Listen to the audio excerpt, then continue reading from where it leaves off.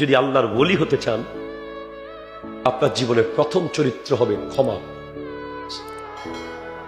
সামান্য ক্ষমা আপনার সংসার বাঁচাতে পারে। আমাদের অসংখ্য ডিভোর্স হয়, তালাক হয়, শুধু একটু ক্ষমা করতে পারি না বলে। তরকারিতে একটু লবণ কম হইছে, সাথে সাথে বউয়ের 14 গোষ্ঠী উদ্ধার করে কিছু লোক। স্বামী একটু ফোন রিসিভ করতে অসুবিধা হয়েছে, কিছু মা বোনেরা তার ঘরে ঢুকার আগে তার 14 গোষ্ঠী উদ্ধার করে।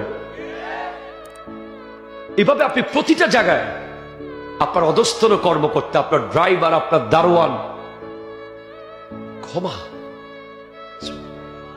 ক্ষমা এই ক্ষমার গুণ বাংলাদেশে বড় দরকার এখন। হ্যাঁ, জুলুম হয়েছে। আমি কোন রাজনৈতিক দলকে সাপোর্ট করি না, আমার রাজনীতি হলো আল্লাহ এবং রসুল। কিন্তু আমি একটা কথা বলে যাই, জুলুম হয়েছে ঠিক, আপনি ক্ষমা করে দিন।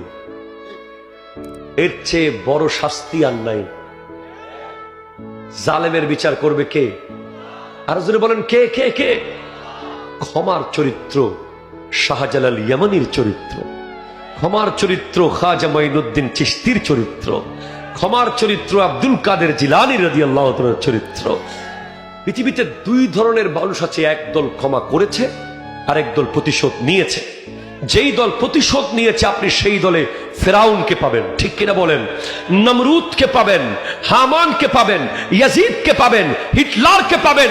আর যেই দল কোনোদিন প্রতিশোধ নেয়নি, বারবার ক্ষমা করেছে, সেই দলে পাবেন রাহমাতাল লিল আলামিনকে।